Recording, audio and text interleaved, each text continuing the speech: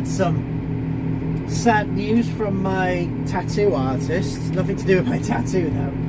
He had his motorbike stolen. And it was really bad. And he was like, he wrote on Facebook, "You best hope that the police find you before I do." And then they found the bike and it was all burnt out against the tree. It wasn't good.